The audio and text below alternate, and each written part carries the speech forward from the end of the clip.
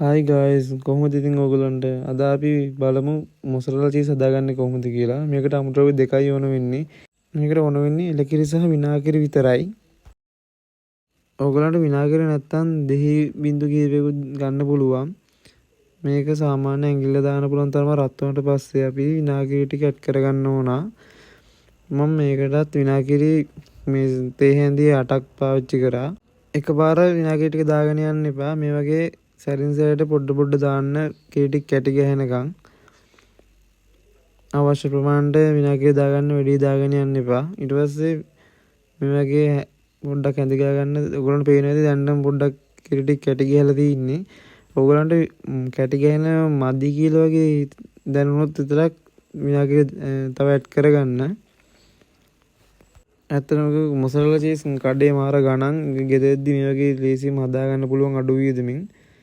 මට විනාගිරි මදි කියලා හිතුවින්ද මම තව ටිකක් දාගත්තා. ඔයගොල්ලන්ට පේනවා දැන් හොඳට මේක කැටි ගහලා එනවා.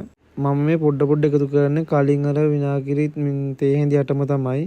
එකපාර දාන්න නැතුව පොඩ එකතු කරගන්නේ. ඊට පස්සේ ඔයගොල්ලන්ට පේනවා ඇති මේක දැන් හොඳට කිරි වතුරයි වෙන් වෙලා තින්නේ. අපි අර කලින් වීඩියෝ එකේ මේකත් පෙරා ගන්න ඕන හොඳට.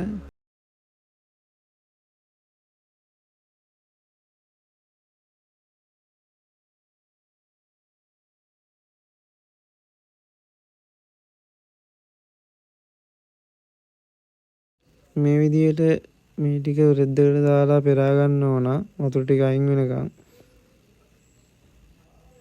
ඊට පස්සේ අපි මේක හොඳට මිරික ගන්න ඕන.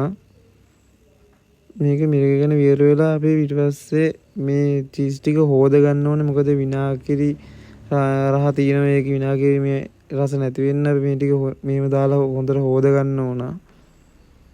බය වෙන්න එපා මේක දිය වෙලා යන්නේ නැහැ. මොකද මේක ඇල්ලලා තියෙන මොසරලා චීස් එක වගේ මේ වගේ හොඳට හොදගත්තට පස්සේ මෙහෙම තමයි තියෙන්නේ. ඊට පස්සේ අපි ඕගොල්ලෝ කැමති වාදනයකට කැමති හැඩයක දාලා මේක ෆ්‍රිජ් එකේ දාලා අරන් තියාගන්න පුළුවන්. ඕගොල්ලෝ මේක පීසා හදනවා නම් බ්‍රෙඩ් වගේ දෙයකට දාලා ගන්න පුළුවන්. ඕගොල්ලෝ ගෙදරදී හදලා බලන්න මාරම ලේසි හදන්න.